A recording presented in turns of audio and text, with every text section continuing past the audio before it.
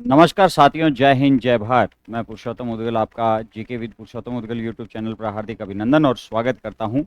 आज अपने बीकानेर जो जिला है, बीकानेर जिले पर अपने चर्चा करने वाले हैं और बीकानेर जिले को अपने दो भागों में पढ़ेंगे क्योंकि बीकानेर जिले का काफ़ी मैटर है। ठीक है, बीकानेर जिले के अंदर अपने तथ्य जो है वो सबसे ज़्यादा हैं।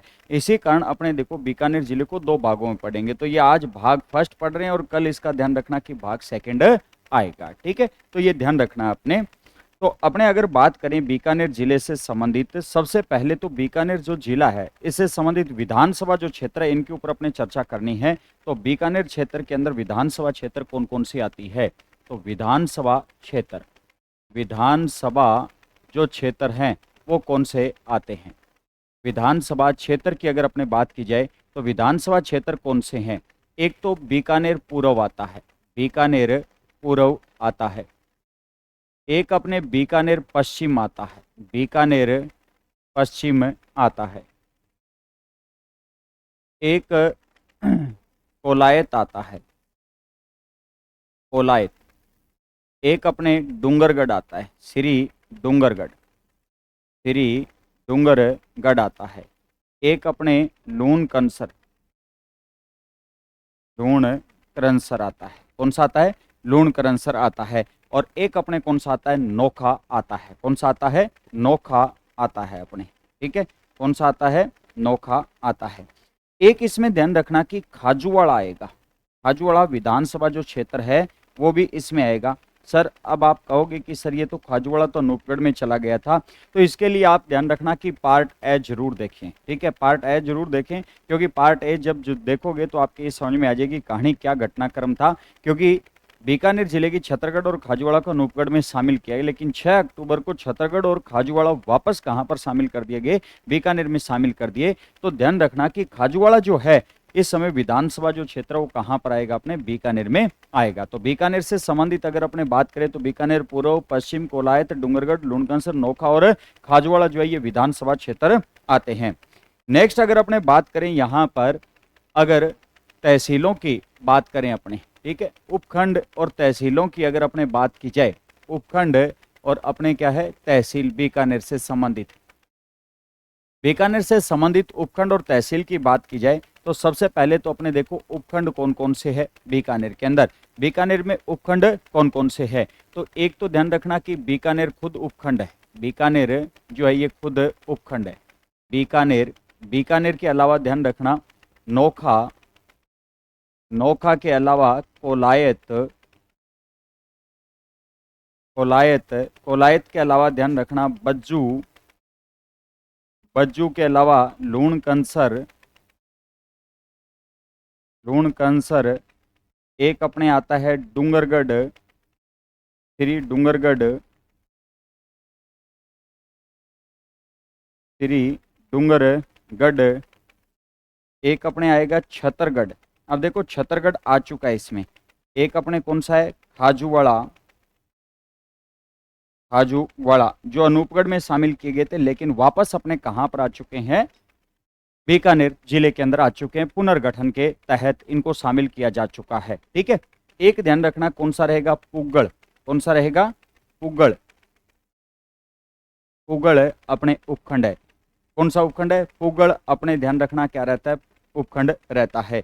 तो वर्तमान में उपखंड कितने हैं? 9 उपखंड है।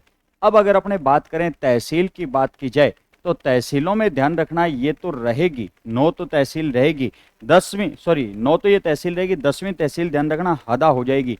तो एक तो अपने बीकानेर, बीकानेर तहसील है। इसके अलावा ध्यान रखना नोखा, नोखा तहसील है। इसके अलावा कोलायत,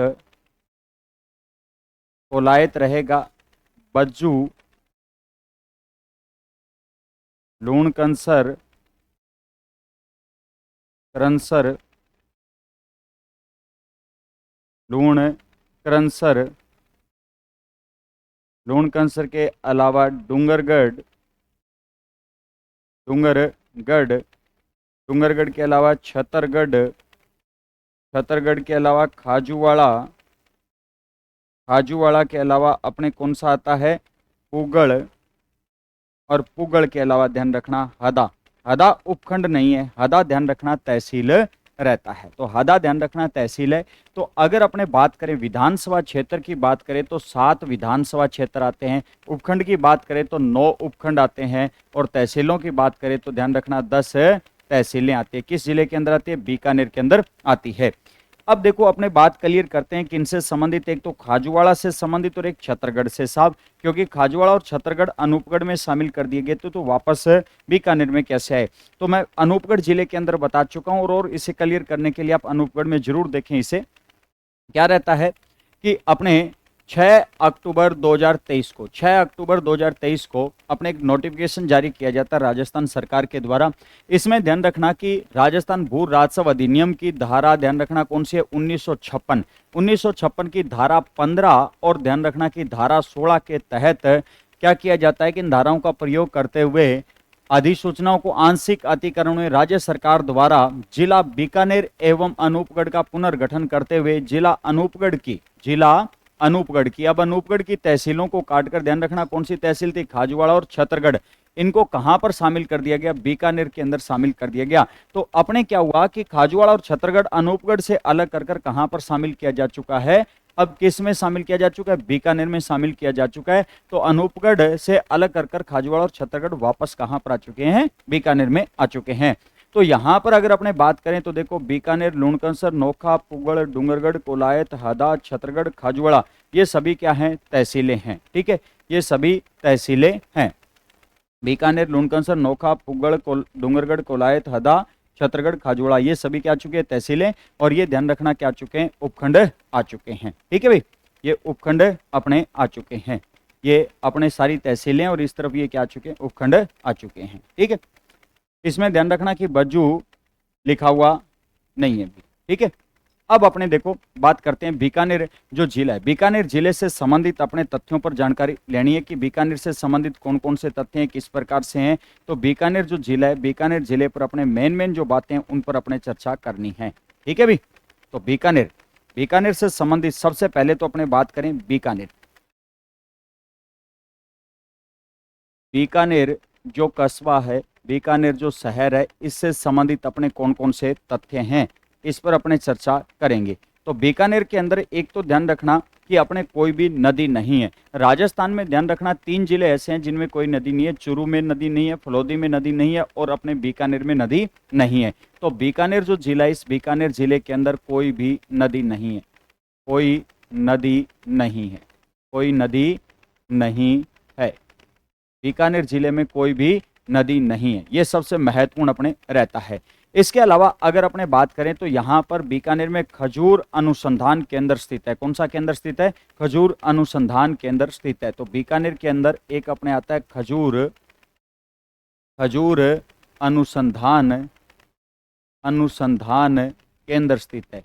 तो बीकानेर में ध्यान रखना कि खजूर अनुसंधान केंद्र स्थित है, और इस खजूर अनुसंधान केंद्र से जो खजूर आता है वो किस किस्म का ध्यान रखना कि खजूर आता है? तो ये हिलावी किस्म का ध्यान रखना खजूर आता है। किस किस्म का खजूर आता है? यहाँ से हिलावी किस्म का खजूर आता है। यहाँ पर ध्यान रखना कि अगर अपने बात करें तो असव प्रजनन केंद्र स्थित है। बीकानेर में असव प्रजनन केंद्र स्थित है। असव प्रजनन केंद्र स्थित है। और असव प्रजनन केंद्र जो है, ये ध्यान रखना कि यहीं पर अपने चेतक के वंशज तैयार किए जा रहे हैं। चेतक के जो वंशज है वो यहीं पर तैयार किए जा रहे हैं। और असव प्रजनन जो केंद्र है ये कहाँ पर स्थित है? तो ध्यान रखना जोहड़ बीड़ में स्थित है। कहाँ पर स्थित है? जोहड़ बीड़ के अंदर असव प्रजनन केंद्र स्थित है। यहीं पर ध्यान रखना कि अपने राष्ट्रीय ऊंट अनुसंधान केंद्र स्थित है। राष्ट्रीय ऊंट अनुसंधान केंद्र, राष्ट्रीय ऊंट अनुसंधान केंद्र स्थित है। तो राष्ट्रीय ऊंट अनुसंधान केंद्र अपने कहाँ पर स्थित है? तो जोहड़ बीड़ में स्थित है। तो जोहड़ बीड़ में राष्ट्रीय ऊंट अनुसंधान केंद्र यहाँ पर अपने स्थित है। तो जोहड़ बीड़ के अंदर ध्यान रखना अपने क्या स्थित है? राष्ट्रीय ऊंट अनुसंधान केंद्र जो है ये कहाँ पर स्थित है? अपने जोहड़ बीड़ के अंदर स्थित है। ठीक है, इसी जोहड़ बीड़ से अगर अपने बात करें तो यहीं पर जोहड़ बीड़ के अंदर ध्यान रखना कि गिद्ध संरक्षण केंद्र बनाए गए। गिद्ध संरक्षण केंद्र बनाया गया। कहाँ पर बनाया गया है? जोहड़ बीड़ के अंदर बनाए गए। तो जोहड़ बीड़ के अंदर ध्यान रखना कि गिद्ध ध्यान रखना कि संरक्षण केंद्र कहाँ पर बनाए गए, अपने जोहड़बीड़ के अंदर बनाया गया है। बात क्लियर है, ठीक है। राष्ट्रीय ऊंट अनुसंधान केंद्र स्थित है, यहीं पर गिद्ध संरक्षण केंद्र बनाया गया, कहाँ पर, जोहड़बीड़ के अंदर बनाया गया। और जोहड़बीड़ एक महत्वपूर्ण स्थल के रूप में भी माना जाएगा बीकानेर के अंदर, यहाँ से क्वेश्चन भी अपने से पूछे जाते हैं। नेक्स्ट बीकानेर के अंदर अगर अपने बात करें, बीकानेर से नेक्स्ट 6 नंबर अपने जो पॉइंट है, यहाँ पर ध्यान रखना कि अपने स्वामी केशवानंद विश्वविद्यालय स्थित है, जो ध्यान रखना किससे संबंधित है, एग्रीकल्चर से संबंधित है। तो यहाँ पर स्वामी केशवानंद, यहाँ पर स्वामी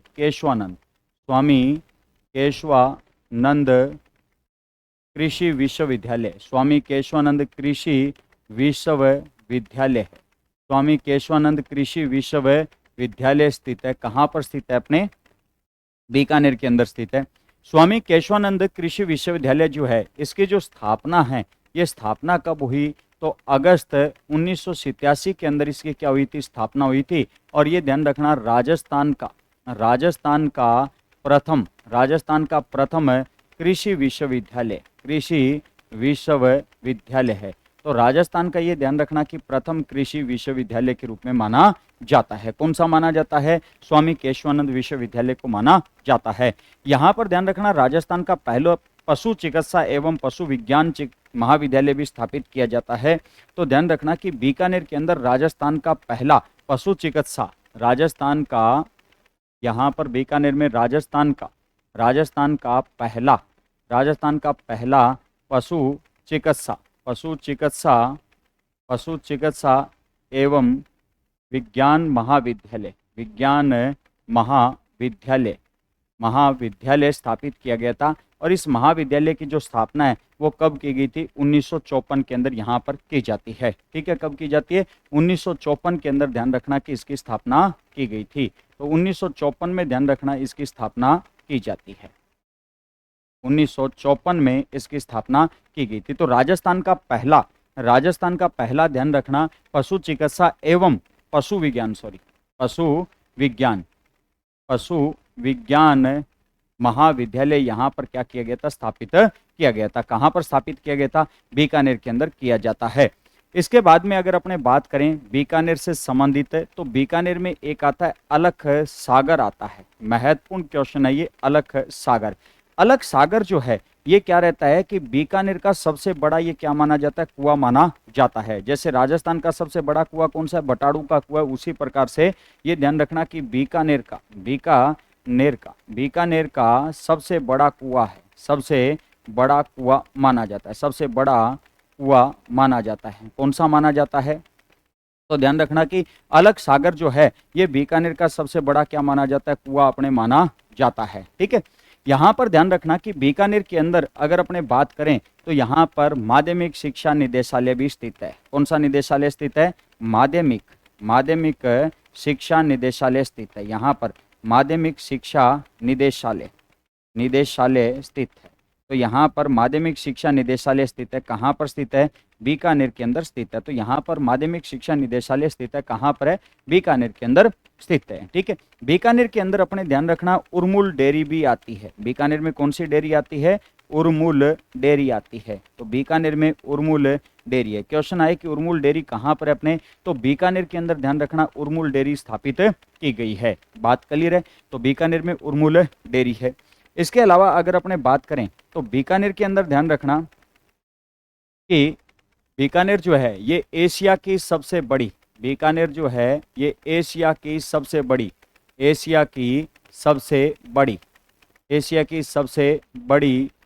ऊन मंडी मानी जाती है, एशिया की सबसे बड़ी ऊन मंडी मानी जाती है। तो बीकानेर जो है ये एशिया की सबसे बड़ी क्या मानी जाती है, ऊन मंडी के रूप में माना जाता है। ठीक है, ऊन विश्लेषण जो प्रयोगशाला है वो भी कहाँ पर स्थित है, अपने बीकानेर में स्थित है। तो बीकानेर के अंदर ध्यान रखना कि ऊन विश्लेषण प्रयोगशाला जो है,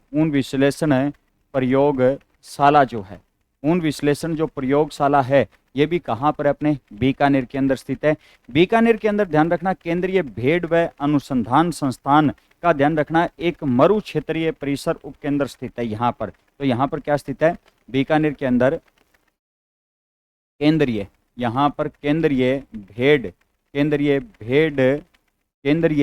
भेड़ व ऊन अनुसंधान, केंद्रीय भेड़ व ऊन अनुसंधान,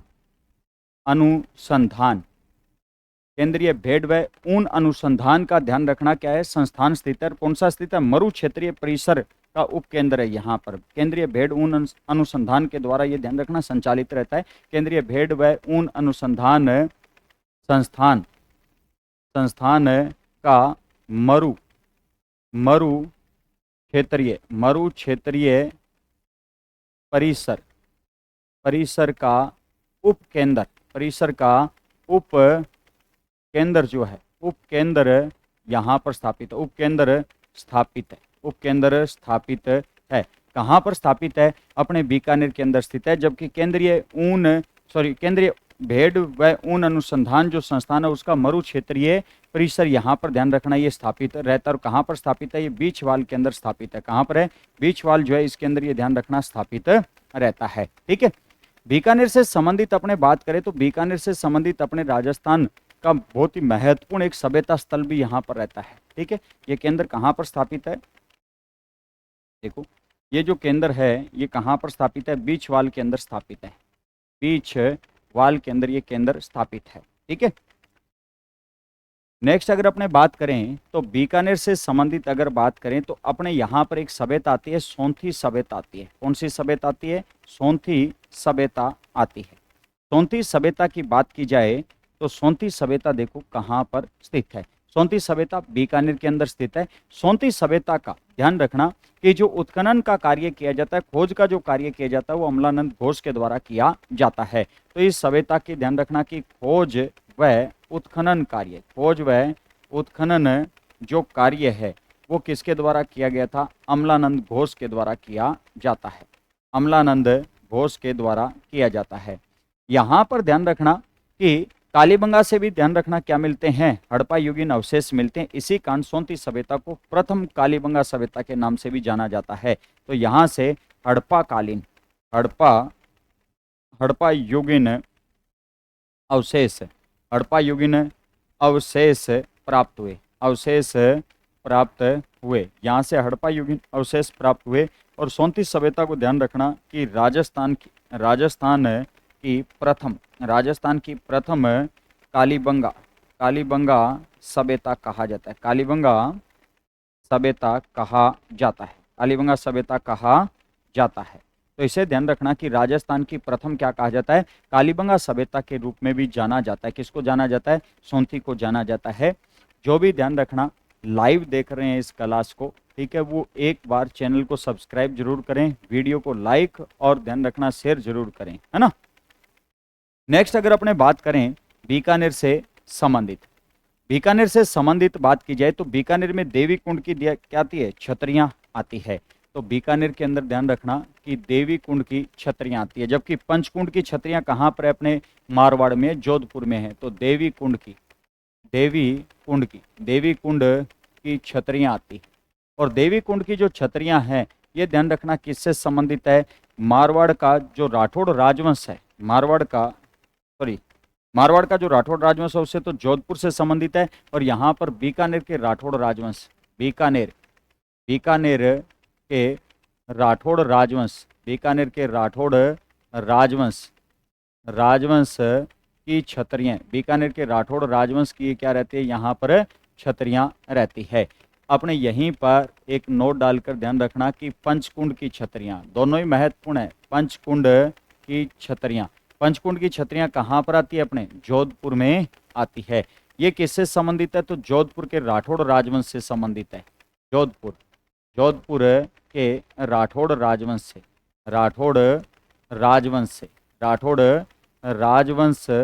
संबंधित है। जोधपुर के राठौड़ राजवंश से संबंधित है। तो ये जोधपुर के राठौड़ राजवंश से क्या रहती है, संबंधित रहती है। कौन सी, पंचकुंड की छतरियां। और देवी कुंड की जो छतरियां हैं वो किससे संबंधित है, बीकानेर के राठौड़ राजवंश से। देवी कुंड की छतरियों में कल्याणमल और राय सिंह की भी छतरियां यहाँ पर महत्वपूर्ण स्थान रखती है।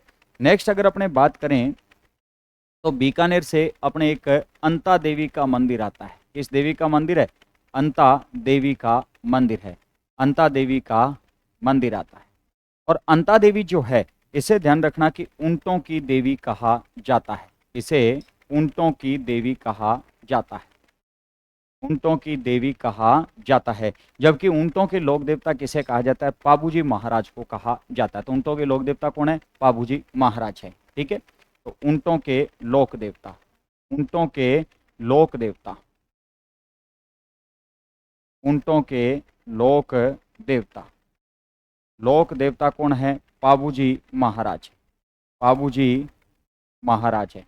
ऊंटों के लोक देवता कौन है? पाबूजी महाराज। जबकि ऊंटों की लोक देवी किसे माना जाता है? अंता देवी को माना जाता है। तो ऊंटों की देवी किसे माना जाता है? अंता देवी को ऊंटों की देवी अपने माना जाता है। इसके अलावा अगर अपने बात करें बीकानेर से संबंधित मुख्य, अगर अपने बात करें तो एक भांडासा जैन मंदिर आता है। यहाँ से कौन सा आता है? भांडासा जैन मंदिर आता है। और इससे एग्जाम में कई बार अपने क्वेश्चन भी पूछा जा चुका है। भांडासा जैन मंदिर आता है। और भांडासा जो जैन मंदिर है, इसकी बात की जाए तो भांडासा जो जैन मंदिर है, इसे अपने भंडेसर संडेसर, भंडेसर संडेसर का मंदिर भी कहा जाता है। भंडेसर संडेसर का मंदिर भी कहा जाता है। मंदिर भी कहा जाता है। भंडेसर संडेसर का मंदिर भी कहा जाता है। इस मंदिर का जो निर्माण है, इस मंदिर का जो निर्माण है वो किसने करवाया था? भांडासा एक जैन व्यापारी ने करवाया था। भांडासा जैन व्यापारी ने करवाया था। जैन जो व्यापारी है, इसके द्वारा ध्यान रखना इसका निर्माण करवाया गया था। तो भांडासा एक जैन व्यापारी था, उसने इसका निर्माण करवाया था। इस मंदिर के निर्माण में ध्यान रखना सैकड़ों मण घी व नारियल इस मंदिर की नींव में डाले गए थे। तो ध्यान रखना निर्माण के समय, इस मंदिर के निर्माण के समय नींव में, इस मंदिर के निर्माण के समय नींव में सैकड़ों मण घी व नारियल डाले गए थे। घी व नारियल डाले गए थे। तो इस मंदिर की नींव के अंदर सैकड़ों मण घी व नारियल डाले गए थे। किससे संबंधित रहता है? अपने बीकानेर से संबंधित जो भांडासा जैन मंदिर है उससे संबंधित ये रहता है। तो बीकानेर का जो भांडासा जैन मंदिर है, इसके नींव के अंदर सैकड़ों मण घी व नारियल डाले गए थे, जिसका प्रमाण ये रहता है कि आज भी इस मंदिर से शुद्ध देसी घी की सुगंध अपने को आती है। ये मंदिर समर्पित किसको है? तो ये मंदिर ध्यान रखना कि समर्पित किसको है? तो ये मंदिर सुमति नाथ जी को समर्पित है। किसको समर्पित है? सुमति नाथ जी को, सुमति नाथ जी को, सुमति नाथ जी को समर्पित है, जो जैन धर्म के ध्यान रखना 5वें तीर्थंकर हैं। जैन धर्म की ये क्या है? 5वें तीर्थंकर है। तो इनको ये मंदिर क्या रहता है? समर्पित रहता है। कौन सा मंदिर रहता है? भांडासा जैन मंदिर रहता है। नेक्स्ट अगर अपने बात करें तो बीकानेर से एक अपने कला आती है। कौन सी कला आती है? मथेरना कला, मथेरना कला आती है। और मथेरना कला की अगर अपने बात करें तो मथेरना कला जैन समाज से संबंधित है। जैन समाज के द्वारा ध्यान रखना कि दीवारों पर जो भित्ति चित्रण बनाए गए हैं, मतलब भित्ति किसे कहा जाता है? दीवार। दीवारों के ऊपर ध्यान रखना कि प्लास्टर ऑफ पेरिस या चूने से ध्यान रखना क्या बनाए गए? भित्ति चित्रण बनाए गए हैं। तो ध्यान रखना कि बीकानेर की कौन सी कला प्रसिद्ध है? मथेरना कला। तो जैन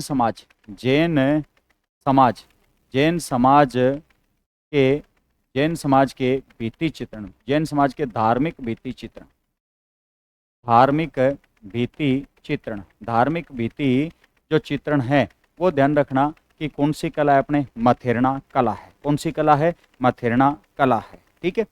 नेक्स्ट अपने ध्यान रखना कि बीकानेर से अपने एक कला और आती है, उस्ता कला आती है। उस्ता कला आती है। कौन सी कला है? उस्ता कला। और उस्ता कला महत्वपूर्ण है, अपने एग्जाम में कई बार इससे संबंधित क्वेश्चन भी आए हैं। उस्ता कला अगर अपने बात करें, उस्ता कला है क्या चीज? तो सबसे पहले ध्यान रखना मरे हुए ऊंट की खाल पर जो सोने से नक्काशी का कार्य किया जाता है उसे उस्ता कला कहा जाता है। उस्ता कला मूल रूप से पर्शिया की थी, पर्शिया से लाहौर आई, लाहौर से इसे ध्यान रखना बीकानेर में लाया जाता है। तो उस्ता कला क्या रहती है कि मरे हुए ऊंट की खाल पर, मरे हुए ऊंट की खाल पर सोने से सूक्ष्म नक्काशी का कार्य, सोने से सूक्ष्म नक्काशी का जो कार्य किया जाता है उसे अपने क्या कहते हैं? उस्ता कला कहा जाता है। उस्ता कला जो है इसे ध्यान रखना इस नाम से जाना जाता है। तो इस कला को कूपी कला कहा जाता है। क्या कहा जाता है? इसे कूपी कला कहा जाता है। इस कला को अपने मुनवती कला भी कहा जाता है। मुनवती कला के नाम से भी जाना जाता है। किस नाम से जाना जाता है? मुनवती कला। इस कला का जो कलाकार है उस कलाकार को किस नाम से जाना जाता है? तो उस्ताद के नाम से जाना जाता है। किस नाम से? उस्ताद के नाम से। ध्यान रखना कि उस्ताद जो कला है, उस्ताद कला जो है ये मूल रूप से कहाँ की है? पर्शिया की है। पर्शिया से, ध्यान रखना, ये कला, पर्शिया कहाँ पर आता है? ईरान में आता है। पर्शिया से ये कला कहाँ पर आई? लाहौर में आती है। लाहौर से इस कला को कहाँ लाया जाता है? बीकानेर रियासत में लाया जाता है। कहाँ लाया गया था? बीकानेर रियासत में लाया जाता है। और बीकानेर रियासत में इस कला को लेकर कौन आया? तो ध्यान रखना कि महाराजा राय सिंह लेकर आता है। महाराजा राय सिंह जो है वो इस कला को यहाँ पर लेकर आता है। तो यहाँ पर राजस्थान में इस कला का जो जनक माना जाता है, किसका शासन माना जाता है? महाराजा राय सिंह का माना जाता है। जबकि इस कला का राजस्थान में जो स्वर्णकाल माना जाता है, इस कला का राजस्थान में जो स्वर्णकाल माना जाता है, ये महाराजा अनूप सिंह का समय माना जाता है। किसका माना जाता है? महाराजा अनूप सिंह का जो समय है वो इस कला का क्या माना जाता है? स्वर्णकाल माना जाता है। किस कला का माना जाता है? उस्ता कला का माना जाता है। उस्ता कला से संबंधित अगर अपने बात करें, कलाकारों पर बात की जाए, तो उस्ता कला के कलाकार कौन कौन से हैं? तो उस्ता कला के कलाकारों में बात की जाए तो एक उस्ता कला का कलाकार आता है अपने इसामुद्दीन उस्ता। इसामुद्दीन उस्ता। इसामुद्दीन जो उस्ता है ये कहाँ से संबंधित है?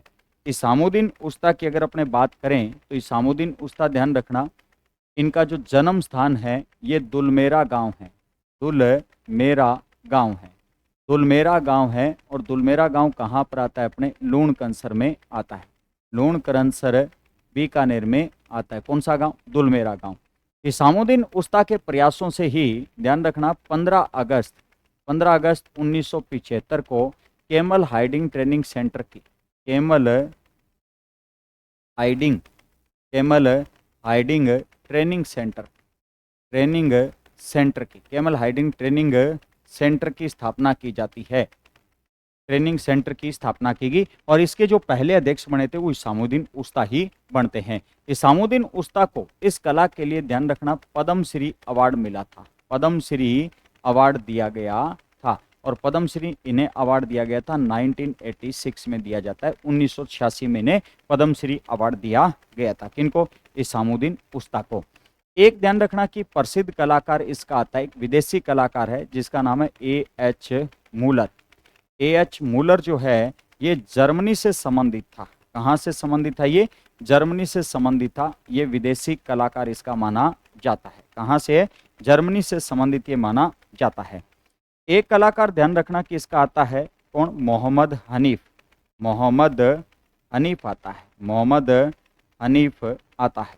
मोहम्मद हनीफ जो है वो, ध्यान रखना कि इस कला का वर्तमान में प्रसिद्ध कलाकार माना जाता है। वर्तमान में ध्यान रखना कि प्रसिद्ध कलाकार के रूप में माना जाता है। और मोहम्मद हनीफ जो है ये ख्वाजा मोइनुद्दीन चिश्ती, ख्वाजा साहब की दरगाह का चित्रण, ख्वाजा साहब की दरगाह का जो चित्रण है वो इस कला के अंदर करता है। ठीक है, ख्वाजा साहब की दरगाह का चित्रण करता है।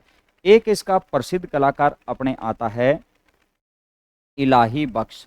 इलाही बख्श आता है और इलाही बख्श ने, ध्यान रखना कि इस कला में महाराजा गंगा सिंह का, इलाही बख्श ने इस कला में महाराजा गंगा सिंह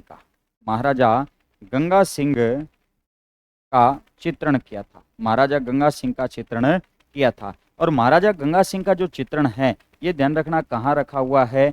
यूएन के मुख्यालय में रखा हुआ है। यूएन के मुख्यालय के अंदर, ध्यान रखना, संयुक्त राष्ट्र संघ का जो मुख्यालय है उसके अंदर ये, ध्यान रखना, रखा हुआ है। तो संयुक्त राष्ट्र संघ का जो मुख्यालय है, इस मुख्यालय के अंदर, ध्यान रखना कि इनका ये चित्रण रखा हुआ है। तो कौन सी कला? ये अपने उस्ता कला है। कौन सी कला है? उस्ता कला है। नेक्स्ट अगर अपने बात करें बीकानेर से संबंधित, अगर अपने बात की जाए, नेक्स्ट पॉइंट पर बात करें अपने, कितने नंबर पॉइंट था? 20 नंबर पॉइंट होगा अपना बीकानेर से। इसलिए मैंने कहा था कि बीकानेर के अपने दो पार्टों में पढ़ना पड़ेगा, क्योंकि बीकानेर से संबंधित काफी कुछ तथ्य है और अपने एग्जाम के लिहाज से बहुत ही महत्वपूर्ण पॉइंट है बीकानेर से संबंधित, ये ध्यान रखना। बीकानेर से अपने एक आता है रम्मत लोकनाट्य आता है। बीकानेर से अपने कौन सा लोकनाट्य? रम्मत लोकनाट्य आता है। रमत लोकनाट्य की अगर अपने बात की जाए तो रमत जो लोकनाट्य है, रमत लोकनाट्य का जो उद्भव है, ये उद्भव कहाँ पर हुआ? तो ध्यान रखना, जैसलमेर। उद्भव कहाँ पर हुआ? जैसलमेर में हुआ। जबकि रमत लोकनाट्य प्रसिद्ध कहाँ का है? प्रसिद्ध, ये ध्यान रखना कि आचार्यों के चौक का, आचार्यों के चौक का प्रसिद्ध है। आचार्यों के चौक बीकानेर का प्रसिद्ध है। आचार्यों के चौक बीकानेर का प्रसिद्ध है। और कौन सी संस्कृति से संबंधित प्रसिद्ध है? कहाँ से? आचार्यों के चौक का। तो ध्यान रखना कि कौन सी संस्कृति से? तो पाटा संस्कृति से संबंधित है। यहाँ पर किस संस्कृति से संबंधित है? ये पाटा संस्कृति से संबंधित है। ध्यान रखना कि रमत जो लोकनाट्य है, रामदेव रमत लोकनाट्य को प्रारंभ करने से पहले क्या किया जाता है? रमत को प्रारंभ करने से पहले, रमत को प्रारंभ करने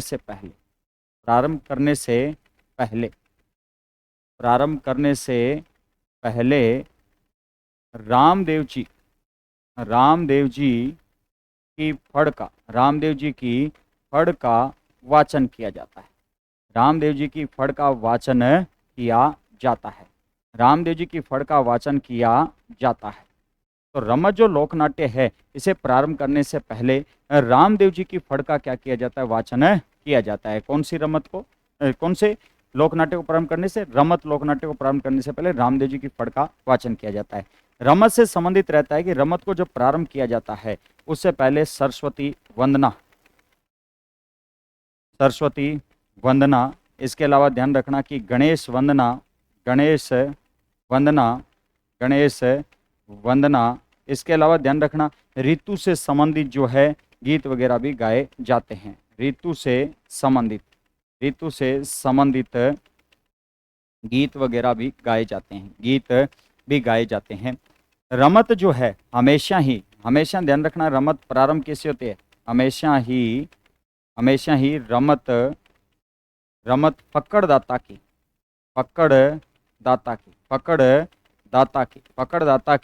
रमत से प्रारंभ होती है। फक्कड़दाता की रमत से प्रारंभ होती है। मतलब पहली रमत कौन सी की जाएगी? फक्कड़दाता की रमत की जाएगी। सर्वाधिक प्रसिद्ध रमत कौन सी है? सर्वाधिक प्रसिद्ध जो रमत है, ये सर्वाधिक प्रसिद्ध रमत कौन सी है? एडाऊ मेरी की रमत है। एडाऊ मेरी की रमत है। और हेडाऊ मेरी की जो रमत है, ये ध्यान रखना कि आदर्श पति पत्नी का परिचायक है। आदर्श दाम्पत्य जीवन का परिचायक है। तो आदर्श दाम्पत्य जीवन का ये ध्यान रखना क्या माना जाता है? परिचायक माना जाता है। रमत का उल्लेख जो है, ये ध्यान रखना कि महत्वपूर्ण है। रमत का उल्लेख जो है वो किसने किया है? तेज कवि ने किया है। किसने किया है?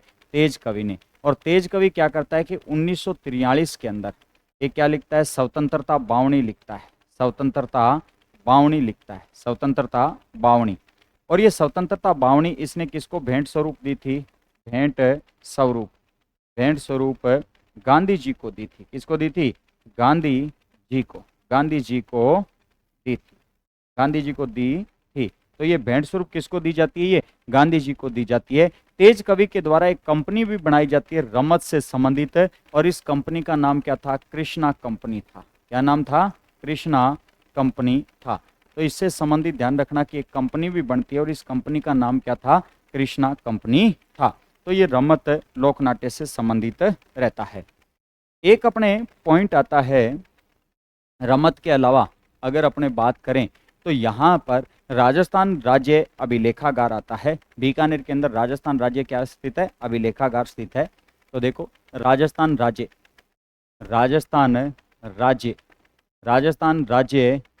अभिलेखागार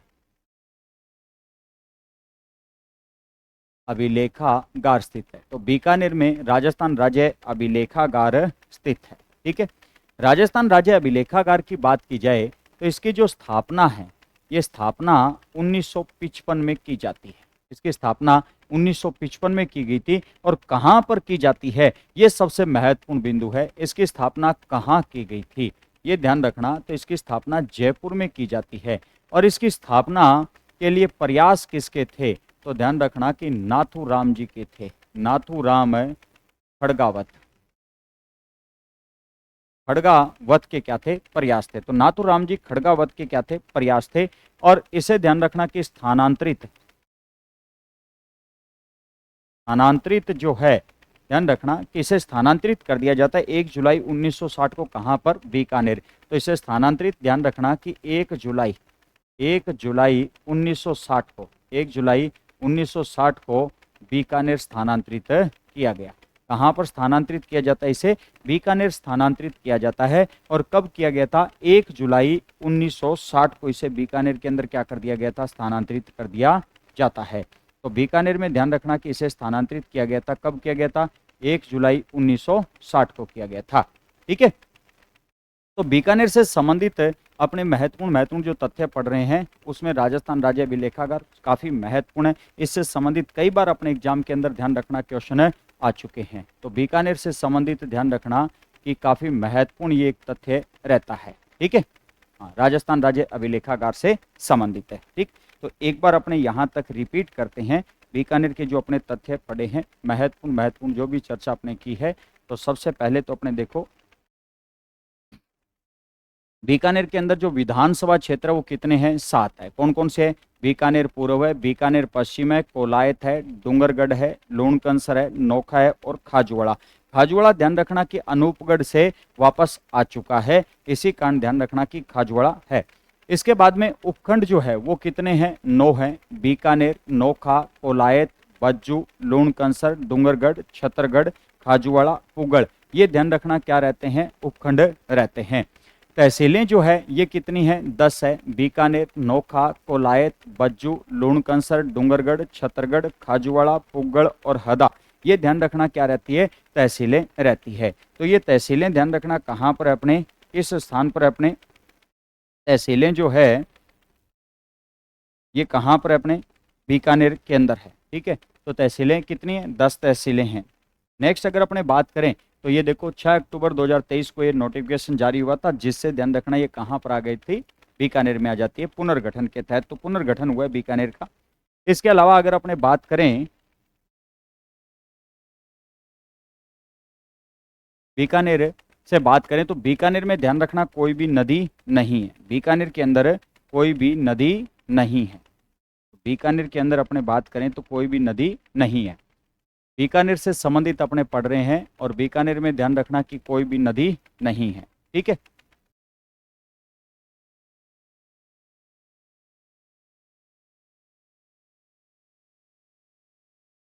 बीकानेर में कोई भी नदी नहीं है। ठीक है।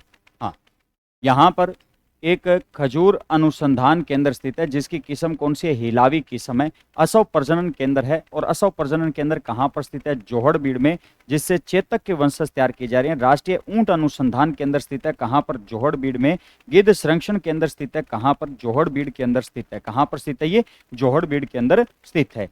नेक्स्ट अगर अपने बात करें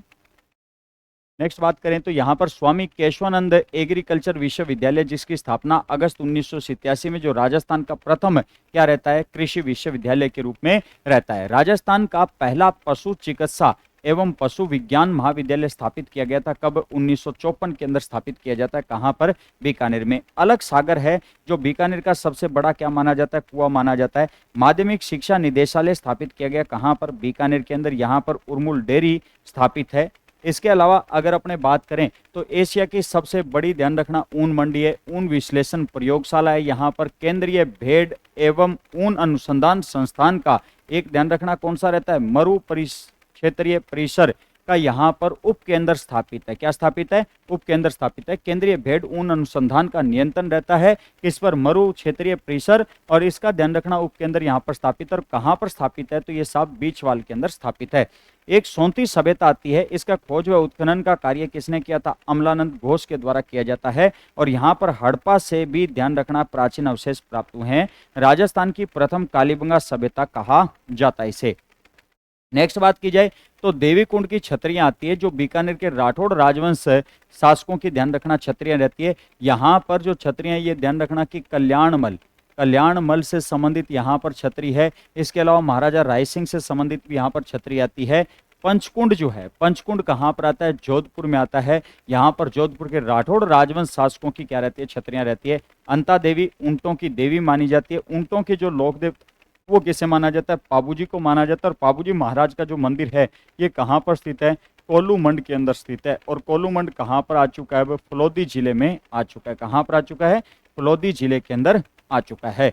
तो फलोदी जिले के अंदर ही आ चुका है। भांडाशाह एक जैन मंदिर आता है जिसे बंडेसर संडेसर का क्या कहा जाता है? मंदिर कहा जाता है। निर्माण भांडाशाह जैन व्यापारी ने यहाँ पर सैकड़ों मण घी व नारियल ध्यान रखना डाले गए थे। तो समर्पित ध्यान रखना किसको रहता है? सुमति नाथ जी को, जो 5वें जैन तीर्थंकर माने जाते हैं। नेक्स्ट बात करें तो मथेरना कला। मथेरना कला जैन समाज से संबंधित धार्मिक भित्ति चित्रण रहता है। उस्ता कला ध्यान रखना, मरे हुए ऊंट की खाल पर सोने से सूक्ष्म जो नक्काशी का कार्य किया जाता है उसे उस्ता कला कहा जाता है। किस नाम से जाना जाता है? कूपी कला व मुनवती कला के नाम से जाना जाता है। कलाकार ध्यान रखना उस्ताद कहलाते हैं। कला मूल रूप से कहाँ की थी? पर्सिया। पर्सिया से कहाँ पर आती है? लाहौर। लाहौर से बीकानेर रियासत में। कौन लेकर आया था? तो महाराजा राय सिंह लेकर आता है। और स्वर्ण काल, विकास काल किसका माना जाता है? तो महाराजा अनूप सिंह का समय माना जाता है। नेक्स्ट बात करें तो इस कला का एक प्रसिद्ध कलाकार आता है, इसामुद्दीन उस्ता आता है, एक एच मूलर आता है, एक मोहम्मद हनीफ आता है और एक इलाही बख्श आता है। इसामुद्दीन उस्ता का जो जन्म स्थान है ये दुलमेरा गांव लूणकंसर था। और इन्हीं के प्रयासों से 15 अगस्त 1975 को कैमल हाइडिंग ट्रेनिंग सेंटर की स्थापना हुई और इन्हें पद्मश्री अवार्ड मिला था। कब? 1986 के अंदर इन्हें पद्मश्री अवार्ड दिया जाता है। एच मूलर अपने जर्मनी से संबंधित है। मोहम्मद हनीफ वर्तमान में प्रसिद्ध कलाकार है और इन्होंने ख्वाजा साहब की दरगाह का चित्रण ध्यान रखना इस कला के अंदर किया है। इलाही जो बख्श है इन्होंने महाराजा गंगा सिंह का ध्यान रखना चित्रण किया था। किस कला में किया था? उस्ता कला के अंदर। और संयुक्त राष्ट्र संघ के अंदर ध्यान रखना कि इनका चित्रण रखा हुआ है। रमत जो लोकनाट्य है, रमत लोकनाट्य का उद्भव कहां से है? जैसलमेर से। प्रसिद्ध ध्यान रखना आचार्यों के चौक बीकानेर। और किस संस्कृति की? पाटा संस्कृति की। रमत को प्रारंभ करने से पहले रामदेव जी की जो फड़ है, रामदेव जी की फड़ का क्या किया जाता है? वाचन किया जाता है। सरस्वती वंदना की जाती है, गणेश वंदना की जाती है, ऋतु से संबंधित ध्यान रखना गीत वगैरह गाए जाते हैं। रमत को प्रारंभ किया जाता है। हमेशा ही रमत ध्यान रखना किससे प्रारंभ की जाती है? फकड़दाता की रमत से प्रारंभ की जाती है। और सर्वाधिक जो प्रसिद्ध रमत है ये हेडाऊ मेरी की रमत है, जो आदर्श दाम्पत्य जीवन का क्या माना जाता है? परिचायक माना जाता है। तेज जो कवि है, तेज कवि की अगर अपने बात करें तो तेज कवि ने रमत से संबंधित एक कंपनी स्थापित की जिसे कृष्णा कंपनी कहा जाता है। 1943 के अंदर स्थापित। 1943 में इन्होंने स्वतंत्रता बावनी किसको भेंट दी थी? महात्मा गांधी को इन्होंने भेंट स्वरूप दी थी। किसने दी थी? तेज कवि के द्वारा दी जाती है।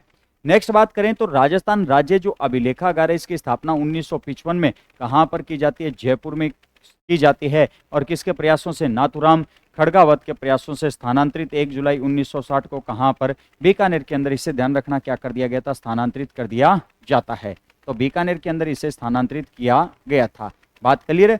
अब एक चीज ध्यान रखना कि बीकानेर से संबंधित एक महत्वपूर्ण क्वेश्चन आता है, कई बार अपने एग्जाम में पूछा हुआ भी है।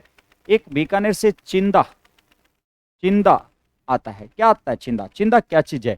तो चिंदा ध्यान रखना कि बीकानेर में आका तीज के दिन उड़ाई जाने वाली पतंग का नाम रखा गया है। तो चिंदा एक महत्वपूर्ण क्वेश्चन है। चिंदा है क्या चीज? आका तीज। आका तीज। आका तीज मतलब कब आती है? वैशाख शुक्ल तीज। वैशाख शुक्ल तीज। वैशाख शुक्ल तीज के दिन उड़ाई जाने वाली एक विशेष पतंग का नाम है। एक विशेष पतंग का नाम है। एक विशेष पतंग का क्या है? नाम है। चिंदा ध्यान रखना कि आका तीज के दिन उड़ाई जाने वाली एक विशेष पतंग है, क्योंकि वैशाख शुक्ल तीज के दिन बीकानेर की स्थापना हुई थी 1488 के अंदर। बीकानेर की राव बीकानेर, राव बीकानेर, बीकानेर कस्बा बसाया था 1488 में। बीकानेर कस्बा या बीकानेर जो नगर है इसे 1488 के अंदर बसाया जाता है। आखा तीज के दिन ही ध्यान रखना इसे बसाया गया था। तो चिंदा नाम की क्या है, पतंग है। कहां से संबंधित है, अपने बीकानेर से संबंधित है। नेक्स्ट अगर अपने बात करें तो बीकानेर को हवेलियों का क्या कहा जाता है, शहर कहा जाता है। ध्यान रखना कि 1000 हवेलियों का, 1000 हवेलियों का, इसे हिंदी में लिख देते हैं साथ में, ध्यान रखिएगा, 1000 हवेलियों का, 1000 हवेलियों की नगरी कहा जाता है या इसे शहर कहा जाता है। किसको कहा जाता है, बीकानेर को कहा जाता है। यहाँ की ध्यान रखना कि रामपुरिया की हवेली सर्वाधिक प्रसिद्ध है। कौन सी हवेली प्रसिद्ध है, यहाँ की रामपुरिया की हवेली प्रसिद्ध है। यहाँ की रामपुरिया की हवेली प्रसिद्ध है बीकानेर की। इसके अलावा ध्यान रखना बछावतों की हवेली प्रसिद्ध है, बछावतों की हवेली प्रसिद्ध है। तो बछावतों की ध्यान रखना यहाँ की हवेली प्रसिद्ध है। कहाँ की प्रसिद्ध है, बीकानेर की प्रसिद्ध है। ठीक है, इसके अलावा अगर अपने बात करें तो बीकानेर से अपने एक पॉइंट आता है, 24 नंबर पॉइंट अपना रहेगा कि बीकानेरी भुजिया प्रसिद्ध है। यहाँ की बीकानेरी भुजिया प्रसिद्ध है। तो बीकानेर से क्या प्रसिद्ध है, बीकानेरी भुजिया प्रसिद्ध है। बीकानेरी जो भुजिया है ये किसके शासनकाल में प्रारंभ हुए थे, तो महाराजा डूंगर सिंह के शासनकाल में, महाराजा डूंगर सिंह के शासनकाल में। तो महाराजा डूंगर सिंह के शासनकाल में बीकानेरी भुजिया प्रारंभ हुए थे और महाराजा डूंगर सिंह के शासनकाल में डूंगर कॉलेज की क्या हुई थी, स्थापना हुई थी। ये ध्यान रखना। बीकानेरी जो भुजिया है ये कौन सा भुजिया प्रसिद्ध है, तो यहाँ का भीखाराम चांदमल भुजिया प्रसिद्ध है। भीखाराम चांदमल भुजिया जो है प्रसिद्ध है। बीकानेर के ध्यान रखना कि रसगुल्ले भी प्रसिद्ध है। छोटू मोटू जोशी के जोशी के रसगुल्ले प्रसिद्ध है। रसगुल्ले प्रसिद्ध हैं। तो बीकानेर के छोटू मोटू जोशी के रसगुल्ले भी क्या है, प्रसिद्ध है। तो बीकानेर के छोटू मोटू जोशी के क्या है, रसगुल्ले भी प्रसिद्ध है। बीकानेर से ध्यान रखना कि अपने गलीचा या अपने कह सकते हैं यहाँ से गलीचा निर्माण जो पद्धति है वो भी प्रसिद्ध है। बीकानेर के गलीचे प्रसिद्ध हैं और कौन से प्रसिद्ध हैं, तो ध्यान रखना कि जेल के गलीचे। तो जेल के गलीचे यहाँ के ध्यान रखना सर्वाधिक प्रसिद्ध है। जो किस डिजाइन में बनाए जाते हैं, वियन्ना या फारसी डिजाइन के ध्यान रखना गलीचे बीकानेर के प्रसिद्ध हैं। और बीकानेर के गलीचा निर्माण जो है ये किसके शासनकाल में प्रारंभ हुआ था, तो राय सिंह के शासनकाल में प्रारंभ हुआ। किसके शासनकाल में प्रारंभ हुआ, महाराजा राय सिंह के शासनकाल में यहाँ पर गलीचा निर्माण पद्धति क्या हुई थी, प्रारंभ हुई थी। ठीक है, नेक्स्ट यहाँ पर बीकानेर में एक अपने पॉइंट और ध्यान रखना, कौन सा, राजस्थानी साहित्य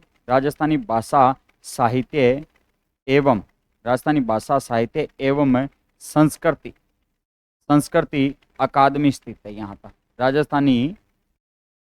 राजस्थानी भाषा साहित्य एवं संस्कृति यहाँ पर क्या स्थित है, अकादमी स्थित है। और इसकी जो स्थापना की जाती है, इस अकादमी की जो स्थापना की गई थी, ये स्थापना कब की जाती है, इस अकादमी की स्थापना ध्यान रखना कि जनवरी 1983 के अंदर इस अकादमी की स्थापना की गई थी। और इस अकादमी की एक रचना रहती है, कथक नृत्यम। ये इस अकादमी की क्या रहती है, एक रचना रहती है। किस अकादमी की रहती है, राजस्थानी भाषा साहित्य संस्थान जो है इसकी ध्यान रखना ये रचना रहती है। तो ये ध्यान रखना कि राजस्थानी भाषा साहित्य जो संस्थान है इसकी रचना रहती है। कौन सी रहती है, कथक नृत्यम रहती है। तो कथक नृत्यम ये रचना रहती है। ठीक है भी। तो बीकानेर से संबंधित अपने मुख्य जो चीजें उनके ऊपर अपने चर्चा की है। ठीक है, आगे अपने ध्यान रखना कि बीकानेर की जो तहसीलें जो बच चुके हैं उनके ऊपर भी चर्चा करेंगे। एक बीकानेर से अंतिम अपने ध्यान रखना कौन सा रहता है, दुर्ग रहता है, जो बीकानेर शहर से संबंधित है। इस पर थोड़ा सा अपने को चर्चा करनी है।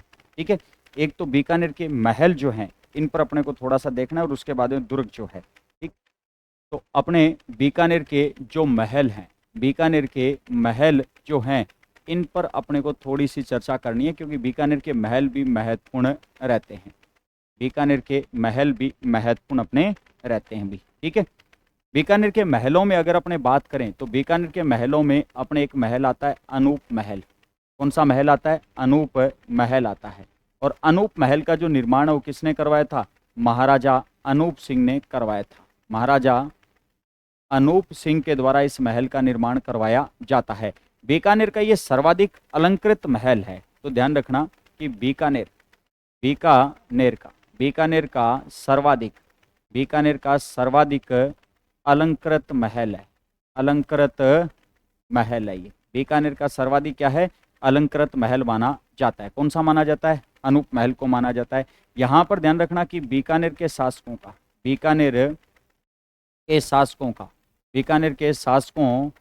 का राज तिलक किया जाता था। राज तिलक किया जाता था। तो यहाँ पर बीकानेर के शासकों का क्या किया जाता था? राज तिलक किया जाता था। इस महल में सोने की कलम से कार्य किया हुआ है। सोने की कलम से कार्य किया हुआ है।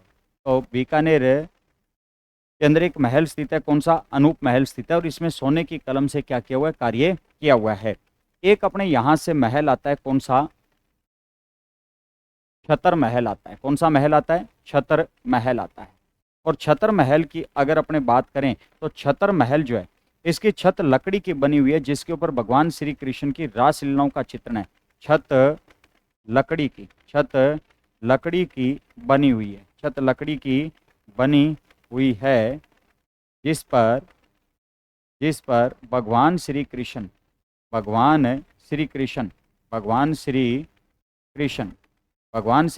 की रासलीलाओं का चित्रण है। भगवान श्री कृष्ण की रासलीलाओं का क्या रहता है? चित्रण रहता है।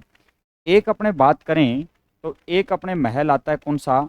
बीकानेर से बाहर है। अपने महल पढ़ रहे हैं तो साथ ही पढ़ देते हैं बीकानेर से गजनेर महल। कौन सा महल है? गजनेर महल आता है। गजनेर जो महल है ये ध्यान रखना गजनेर अभ्यारण्य में स्थित है। गजनेर अभ्यारण्य में स्थित है। इस महल का निर्माण महाराजा गज सिंह ने अकाल राहत कार्यों के तहत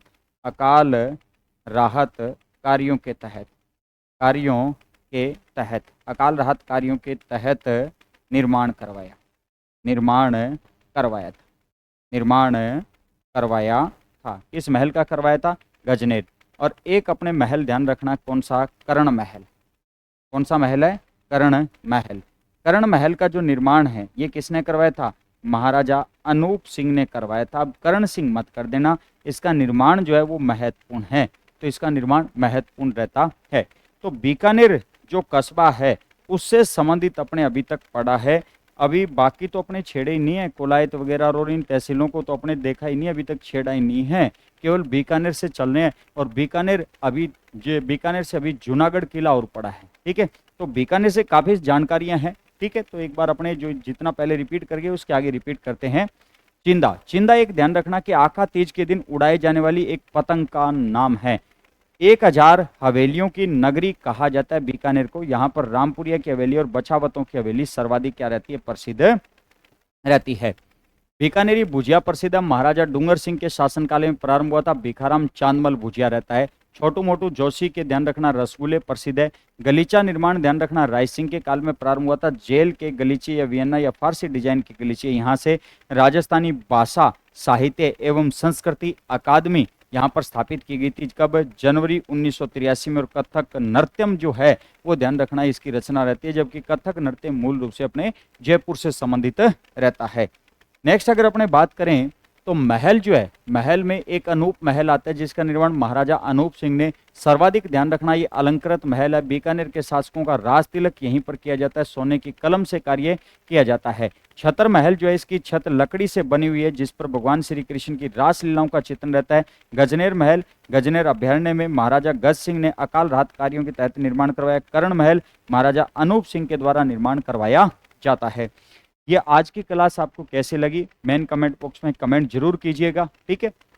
अगर किसी भी प्रकार का आपको डाउट हो तो मैं आपको फिर बता रहा हूँ, आप व्हाट्सअप नंबर पर 9024276921 पर आप मैसेज डाल दीजिएगा, आपको उसका रिप्लाई मिल जाएगा। और ज़्यादा जानकारी के लिए आप ध्यान रखना कि कोई भी भर्ती विज्ञापन से संबंधित है या कोई भी मतलब अपनी जानकारी है वो टेलीग्राम चैनल में डाल दी जाती है। और टेलीग्राम चैनल किस नाम से, जीके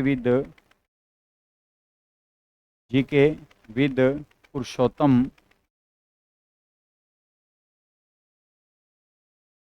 मुदगल के नाम से है, पुरुषोत्तम मुदगल के नाम से आप टेलीग्राम चैनल को ज्वाइन करें और क्लास को ज़्यादा से ज़्यादा शेयर करें। ज़्यादा से ज़्यादा लोगों के पास पहुंचेगी तो बेनिफिट होगा और इससे हौसला भी मेरा बढ़ेगा, ठीक है। तो ज़्यादा क्लास को आप ऐसे किया करो, भी शेयर किया करो, लाइक भी किया करो, कमेंट भी किया करो और चैनल को सब्सक्राइब करना न भूले, क्योंकि इसी प्रकार से जो मेहनत कर रहे हैं उस मेहनत का अगर मुझे और ज़्यादा कुछ नहीं चाहिए अभी, ठीक है। आप क्लास को शेयर कर दो, लाइव जो है उस सेशन को आप थोड़ा सा बढ़ा दो, बस अपने इतना ही मांग रहे हैं। इसी प्रकार से आपके लिए मेहनत करते जाएंगे, ठीक है भी।